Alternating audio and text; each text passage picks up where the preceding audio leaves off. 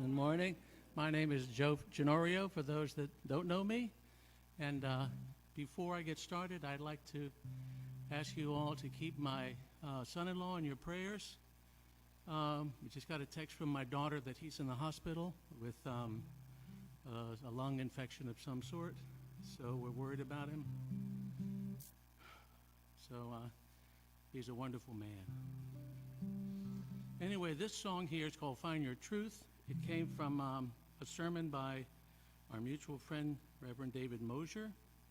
Some of you, I know he's good friends with Sandy, and we know him. And they used to operate the Unity of Loudoun County. Anyway, he had these wonderful sermons, and I would often take notes. And this song came out of one of his sermons. It's called Find Your Truth.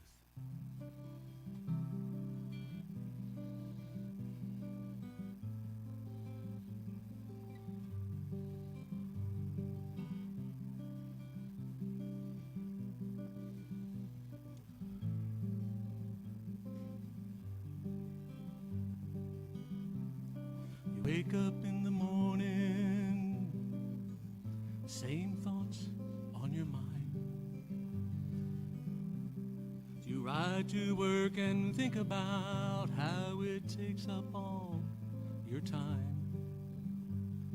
The kids at school, the family, the grocery store, you fill your carts and somehow it gets done. At the end of the day, when you go to bed and wonder, where has it gone? You want to find your truth. It's there in your heart. You want to know your truth. It's there in your heart. You want to open your mind and let in the light. It's there in your heart. Just let it go and know your truth.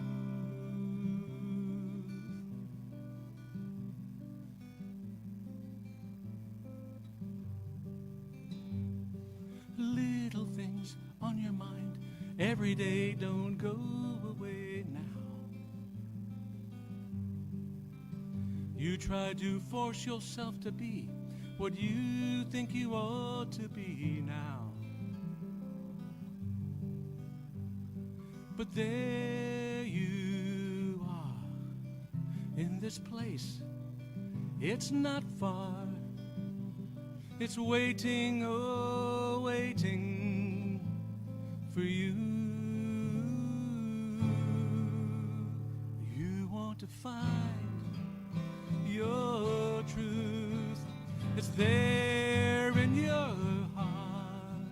You want to know your truth. It's there in your heart. You want to open your mind and let in the light. It's there in your heart. Just let it go and know your truth.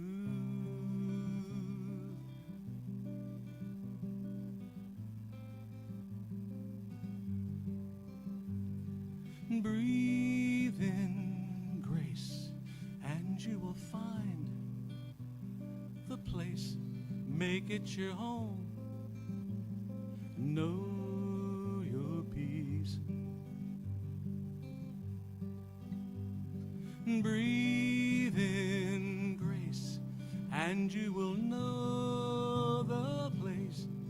Make it your home and know your peace. You want to find your truth. It's there in your heart. You want to know your truth. It's there in your heart. You want to open your mind and let in the light. It's there in your heart. Just let it go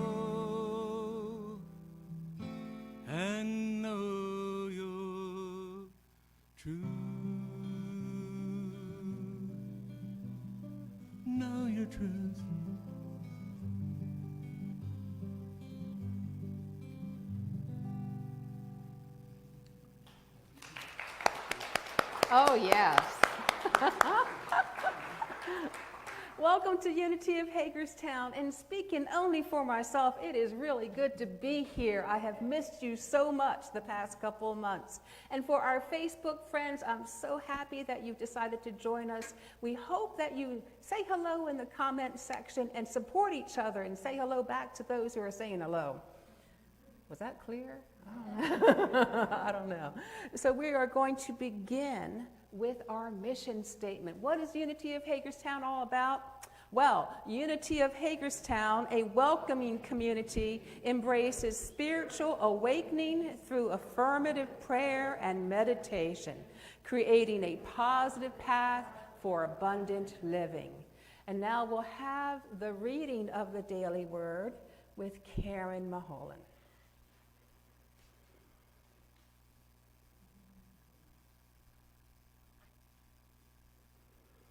Good morning.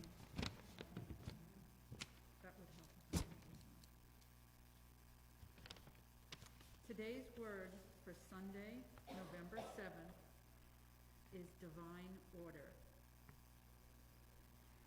The reading is, life is in constant motion, even if motion is imperceptible to me. When I feel stuck in place or impatient with my progress, I consider the gradual yet orderly pattern of the seasons as they change. The single golden leaf I notice one day will become part of a blaze of color just a few weeks later. The brisk chill in the morning air will soon lead to biting cold and snow. The first tender seedling of spring will bring bright blooms and a verdant canopy, followed by the long, sultry days of summer. Little by little, one season turns into the next. My growth and understanding may happen in much the same way. Even if I don't notice changes day to day, my life is always in motion and in order. Our scripture comes from James 22. You see that faith was active along with his works, and faith was brought to completion by the works. Please join me in the affirmation found on the screen. Together. I live in harmony with divine order. Let's state the affirmation one more time. I live in harmony with divine order. Just take a moment and reflect on that statement.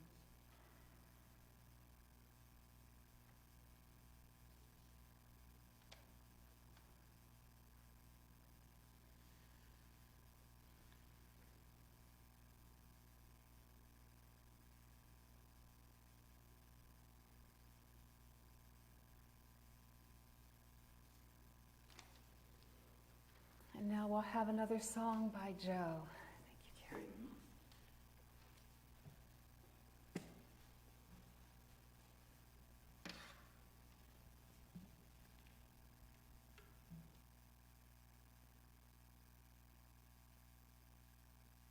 So this song, this song speaks to our ability to, or capacity to find our peace in everyday situations. And this one is about, it's a dream I had one night. I don't know why we have these dreams. I was dreaming I was sitting in a cafe in New York City right on a street, and it started to rain. And inside the cafe was quiet and peaceful, and what happened outside was rather hectic, as New York is. And but it started to rain, and the rain started to fall against the window. You know how it just sort of stops when it, and then it rained, more rain comes, and it continues. And then my vision went to the sidewalk, and people were rushing by, and so on. So, but all the while, inside the cafe with this little cup of coffee. It was so peaceful and nice. What a nice dream to wake up to, you know, to that. It's called Sounds of the Falling Rain.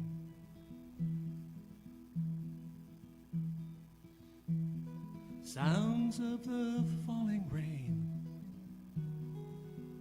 touches me again in the silence of my heart. Streaks of water on the window pause, hesitate on an unseen flaw, flowing gently on their way. Dancing raindrops on the ground, can you hear their muted sound, speaking softly to your heart?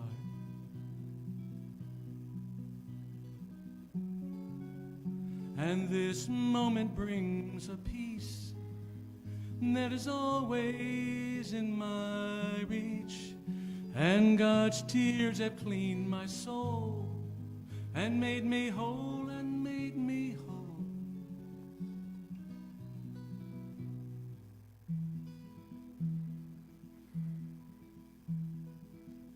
People passing in a rush, can they sense the rain's sweet hush,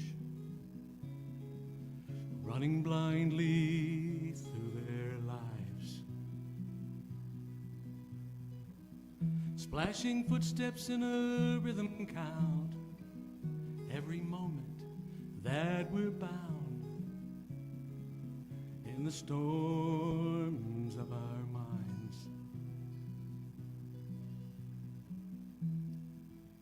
Take the breath of time and let go your mind to the coolness of the rain.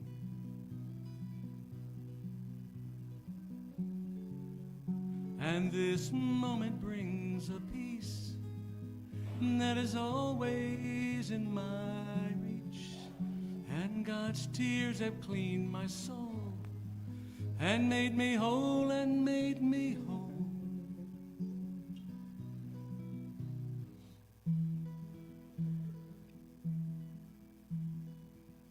Close my eyes and feel the rain gently washes away my pain like a canvas made anew. Sounds of the falling rain brings me home again to the silence of my heart.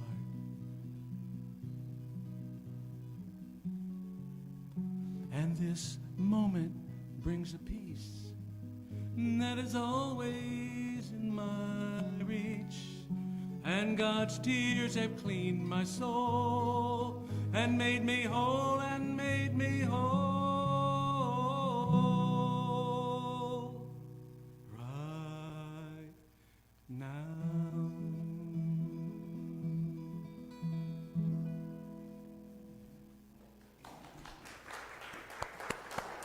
Thank you, Joe. Yes, thank you. That was so beautiful and so sweetly delivered as well. So I wanted to, before getting into our talk today, just honor the veterans who have served this country. And I have a couple of quotes to share with you. The first one is from Jimmy Carter.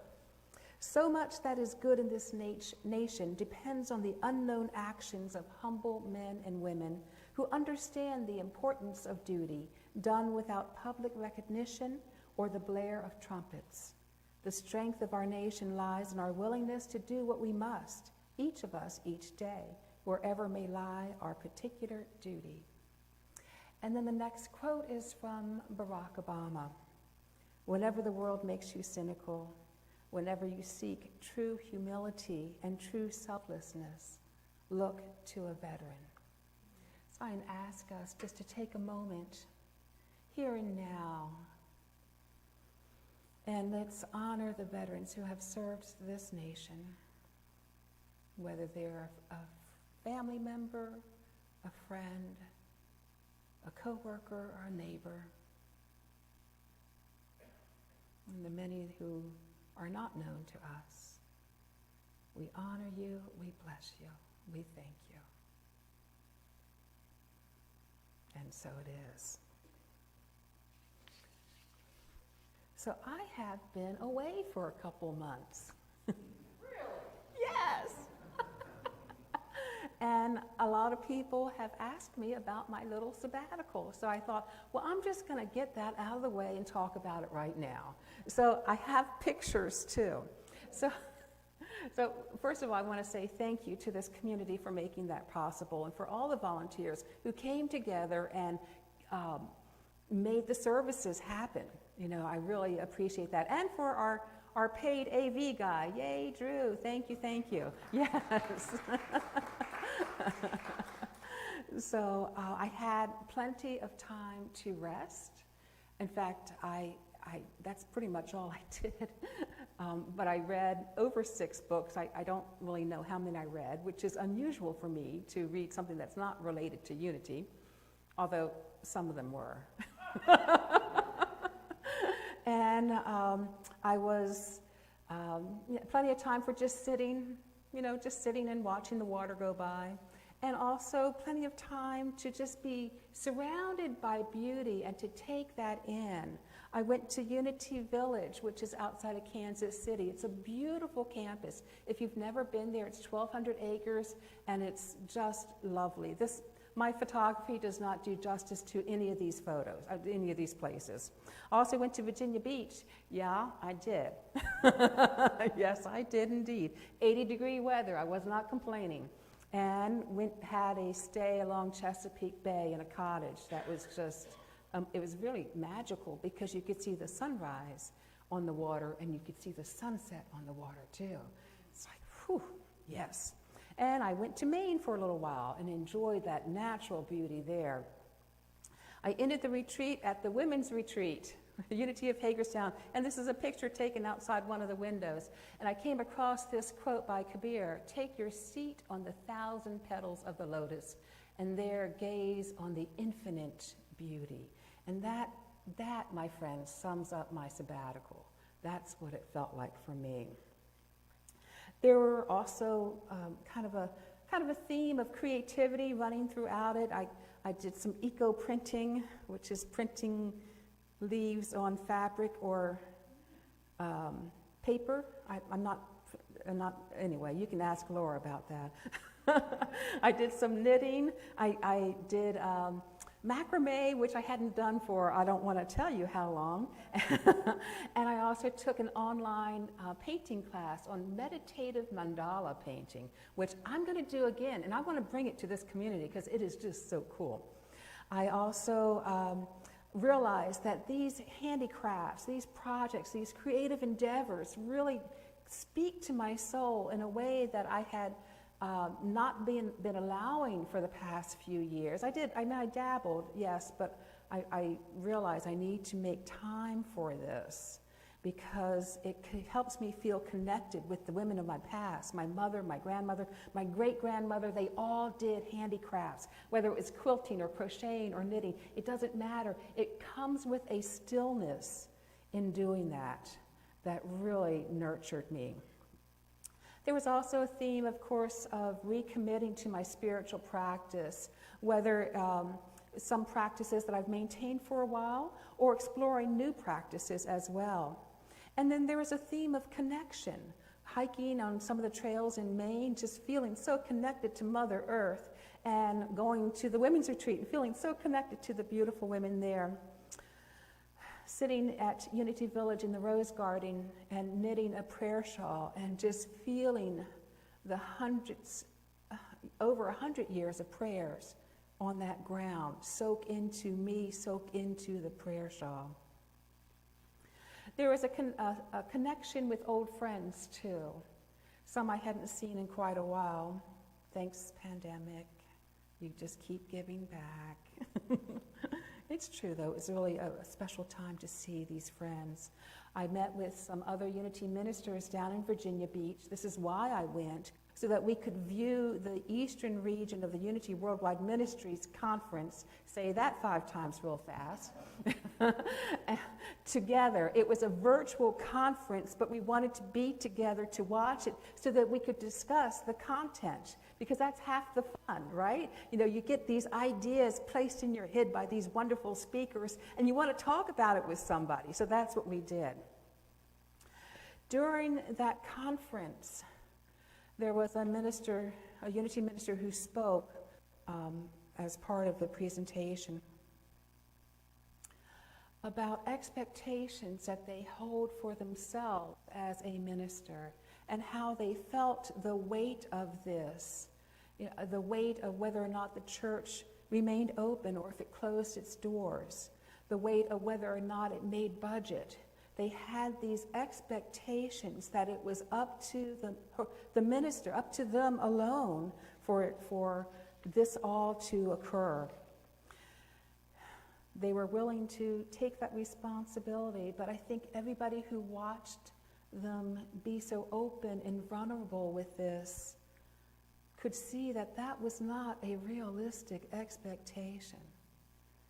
Each ministry, each church is a spiritual community, and together we are creating Unity of Hagerstown. Together we make sure the doors are open or we see them close. Together we make sure the budget is met or we go in the red. This is a spiritual community. We are together in this. But their courage in facing these deep and probably unacknowledged until then expectations she had in her role made me think about what expectations I may be holding on myself. Great expectations. Yes. Having started this church back in 2007, I realized I did have a few expectations I was carrying around that probably weren't mine to carry. Most of you who know me well will probably guess what those are. But I also felt pulled to explore expectations I had of this ministry, not my role in it, but of this ministry as itself. I mean, I had the expectation that we would progress in a certain way, you know, from this size to this size to this size, from meeting here to meeting there to owning our own building. But ministry does not look the same today as it did 20 years ago. So unexamined expectations can set us up. Does it mean that we are not fulfilling our mission if we don't have, you know, a building of our own, if we don't have a youth ed department, if we don't have more people coming in all the time? Are we not fulfilling our mission, or do we fulfill our mission in other ways along with in-person services? So yes, I realized again that it's not up to me to make sure everything happens. You know, even though when I start going that way, I do start feeling overly responsible, I guess, a certain amount of responsibility. But we are co-creating what Unity of Hagerstown looks like. We don't need a building, although it would be great. We've got a beautiful place to meet. We say we are a welcoming community, so in our mission statement, so that is what we need to do, is to be a welcoming ministry. We say we embrace spiritual awakening, so that is ours to do. That is in our mission statement as well. And creating a path of abundance for all, that is ours to do as well. Ours is not necessarily to get a building, although that may happen along the way. Ours is not necessarily to get more butts in the seats. I mean, that may happen, and that would be great too. You know, I'm not knocking any of that. But ours is to stay focused on the mission. You know, speaking of more butts in the seats, I just want to say this for in support of a smaller community. I mean, there's a lot of things that a larger community can do, but a smaller community offers us an opportunity to really learn how to love. Because you can't hide here. In a larger community where, like, say there's 500, 600 people, if you don't like somebody, you can go hang out with this group, right? Here, you can't hide. Okay, we have to learn to love each other. We have to. That is ours to do here in this community. If somebody pushes your buttons, they could be your best teacher. In fact, I would say they are. So there is this tendency taking on expectations that we have to do it alone, we have to be perfect with it. But as I said, we leave out the part within ministry of co-creating together. When we take on these expectations in our different roles, we are leaving out the part of co-creating with God, with Spirit, with Source, whatever you want to call it, with the universe. We know that it is our energy, our vibration, that attracts to us our good. So let me ask you a question. Just consider, what expectations might you be carrying as a parent or as a spouse, as a healer or a teacher? Whatever your role is that you identify with, what expectations are you carrying? Unexamined expectations lead us down the path of having to do everything perfect, and guess where that leads us? We know it's not possible, so it leads us to the inner voice, the inner critic, getting louder and louder until we are ending up feeling shame-filled and hopeless because we can't meet that expectation. And then ideally, we would realize that those expectations are not realistic. If we're able to take a step back, see a bigger picture, and are able to reality check those expectations before they trigger that path, that downward spiral, and before they trigger that message that we're just not good enough because we can't meet those expectations, then we can see that we don't have to do it alone. Brene Brown, you guys are familiar with her, isn't she wonderful? Brene Brown tells us expectations are resentments waiting to happen. Yeah. So I think this is particularly true when we have an expectation for someone else to live as we think they should live. But as always, when there is a challenge in the human realm, it is a transformational tool in the realm of spirit. We are 100% human, and we are 100% divine. When we tap into our divine identity, we can use expectations as a gift.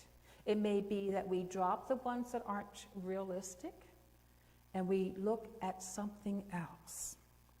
The revealing word tells us an expectation is an anticipation of divine good, looking about for the wondrous benefits God has prepared for us. In other words, expecting the best. It's a sign of a positive outlook. But even more than that, this type of expectation is fundamental to affirmative prayer. Affirmative prayer when we are not begging or pleading a God out there, Charlton Heston or whoever, but rather we are seeing and tapping into the divine identity that we are. And from that place, knowing that on a spiritual level we are whole, we are well, we are peace, we are wisdom, we are love. And so is everybody else on that spiritual level. Looking for the good within ourselves, within others. When we dwell on the circumstance that we're going through, or on the lack or limitations, we vibrate at that level. And it's very hard then to draw to us our good, unless we can shift our focus and realize that divine identity, who we really are, that beautiful individual expression of God. The revealing word continues, in every person is that which causes them always to hope for and to expect that which is good and true. This very expectation helps the good to become active. I'm sure you all have a friend, or maybe you have been that friend. I'm raising my hand because I have been, who goes through a spell complaining all the time. I don't think I do that much anymore, but maybe occasionally. However,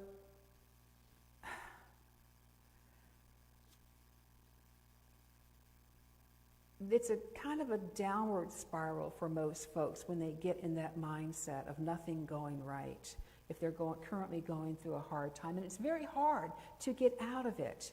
And most of us would sympathize and be understanding about it. And certainly I'm saying you can do that. But if you really want to help a person on that downward spiral, expect the best. See that light shining in them. See that they are more than the negative outlook. See that they are more than the circumstance that they're going through. That they have a spiritual essence that is that center of peace, that is that source of prosperity, that is that love overflowing within them. This means that we are keeping the high watch, if you will, seeing the light in the midst of darkness. It doesn't mean that we can't feel sympathy for what they're going through. Doesn't mean that we're not understanding, but it means that we hold, along with that, the bigger picture for them. Now, this is a way that we can help each other, because we all have periods of, our human self coming through instead of our spiritual essence radiating. We all have periods of that. Abraham Hicks tells us, people will rise or fall according to your expectations. We can't make someone change just by seeing the good in them. However, our sphere of influence will impact them. Our energy will impact them. Have you ever walked into a room where people had just moments before been arguing? You felt the energy. Our energy lingers and it impacts others. How much more so will the energy of love and compassion impact someone? So let's hold great expectations for ourselves, for others, for our world, not burying our head in the sand, not being oblivious to what's going on, but understanding that there is a bigger picture at work here. There is a foundation of spirit that connects each and every one of us. There is access that we all have to wisdom within. And there is, if we allow our hearts to fill with love, we will find an ever-expanding awareness and ability to love. Our foundation along the spiritual path is faith, that expectation of good, the assurance that all is well, that inner knowing that that which we seek is already ours. And faith, it sort of works by love. Love greases the wheels, if you will, of faith. We can release thoughts of condemnation, of negativity, and allow that love to grow our faith. I heard a story, I'm just going to say his first name, of John, who was sentenced to 190 years behind bars with no possibility of parole. And yet today he is a free man living in California with his family, reformed, and he credits unconditional love to the changes in his life. He began participating while he was incarcerated to Pause for Life Canine Rescue. Yeah. This is a rehab program that pairs inmates with dogs from a high-kill shelter, and the prisoners commit to spending a certain amount of time training these dogs so that they might be awarded a certificate so they might be adoptable. And the program has saved and placed hundreds of dogs over the years and trained many to help veterans as well, which is, when I was Googling stories about veterans, this popped up, so I liked it. I'm going to share it. But the most remarkable effect has been on the inmates who spent time with the dogs. Most of them were serving life sentences, and most sentences have been commuted due to extraordinary behavior. John said to receive unconditional love from an animal is life-changing. And I would say to receive unconditional love, period, is life-changing.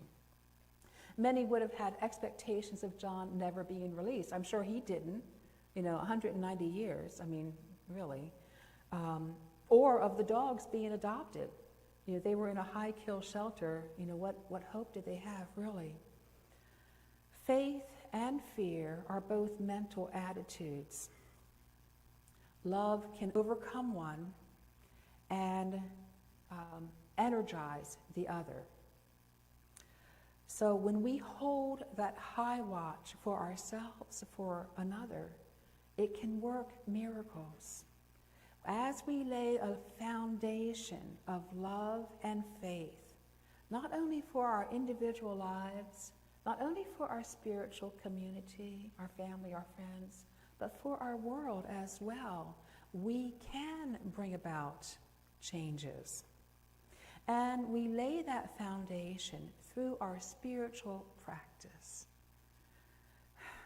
Our practice of meditation, of prayer, of Tai Chi, of creative endeavors, whatever your practice is, gets you in touch with that inner truth that Joe was singing about. Gets you in touch with who you really are. Lets us know that we are more than enough. We are more than our fears. We are more than our expectations, our unrealistic ones. We are one with the allness that is. So let's move into practice now as we as we move into a time of meditation. I invite you to get comfortable, adjust your position if necessary.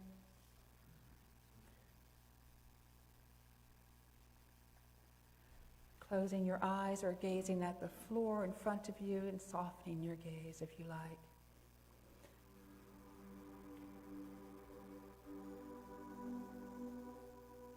Let's take a nice deep breath, pausing at the height of it and then exhaling slowly.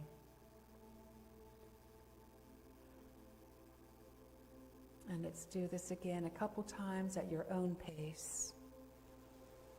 Deep inhale, pause, and exhale. Deep inhale, pause, and exhale. Now I invite you to do a body scan, just starting with your feet, releasing, relaxing any tension, moving your focus up, your ankles, your calves, allowing them to soften, your thighs, your hips, softening, releasing any tension throughout your torso,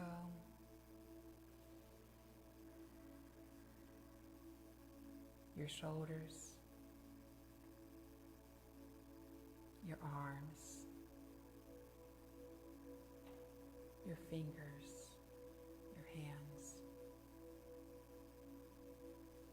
Focusing now on the back of the neck, breathing into that area and allowing any stored up tension to melt away.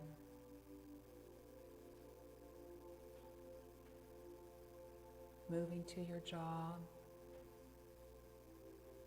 and doing the same, breathing into that area, allowing your jaw to relax.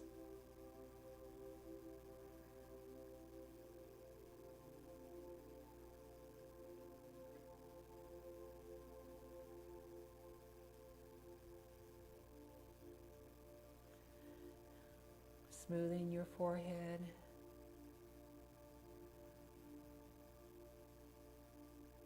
releasing any tension from your scalp.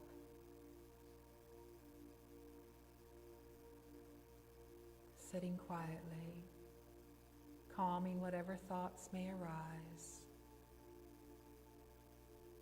Now I invite you to move your focus to your heart space, the center of love.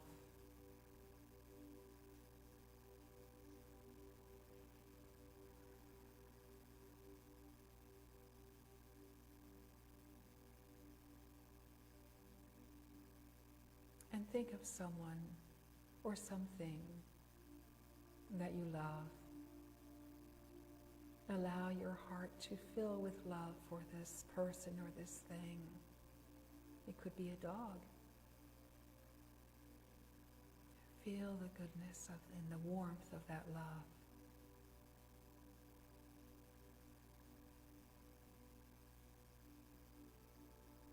And know that this love has no limit. This love can expand, not just to the person that you are thinking of, but to others.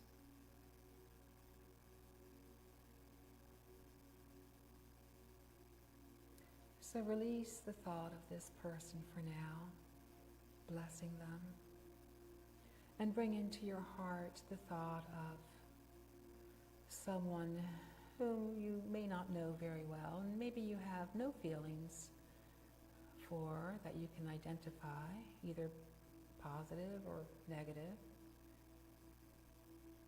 Someone who you may have neutral feelings for.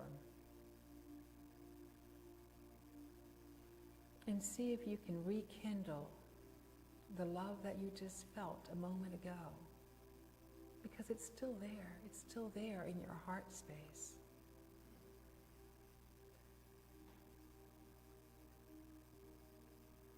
And focusing on this other individual, see beyond their personality, see beyond their appearance, and connect with their heart.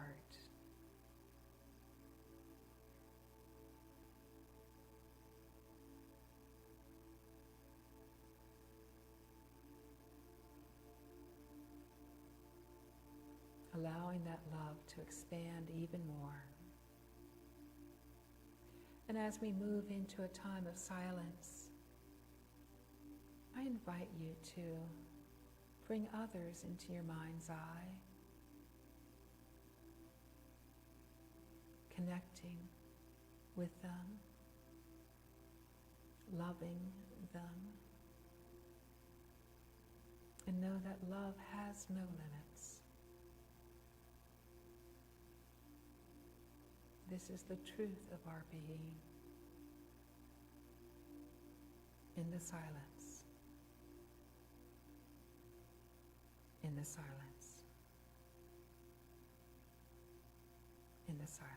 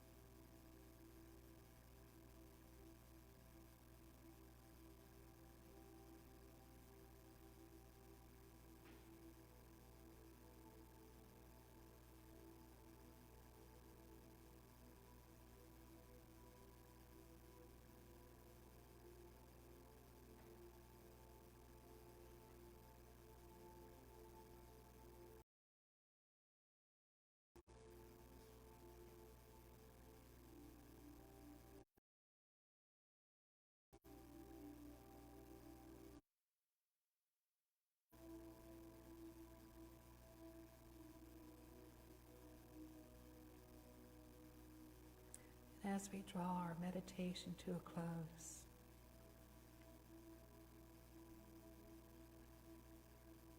we have the music from Joe once more.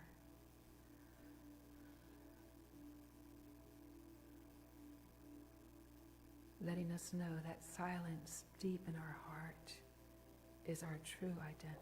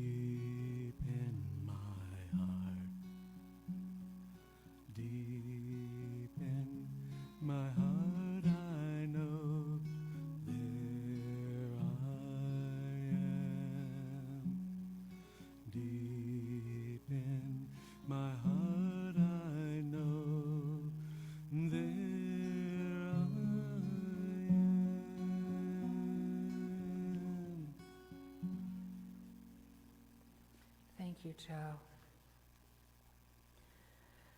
So I received something recently that I wanted to read to you.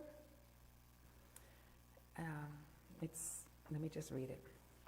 I'm a follower on Facebook for your Sunday services and inspirational posts. I appreciate the outpouring of compassion and love shown in your services and message. Your ministry has soothed my heart over the past year of COVID uncertainty. Thank you. So, yeah, I know, that really touches my heart. So if you are supported in any way with this ministry, and would you like to show your support financially, the offering basket is in the back. Simply drop in your donation as you leave. If you're watching on Facebook and you'd like to support, first of all, we thank you. We thank everybody for their donations. Just go to unityhagerstown.org and you can click on the donate button. So let's say together our offertory prayer.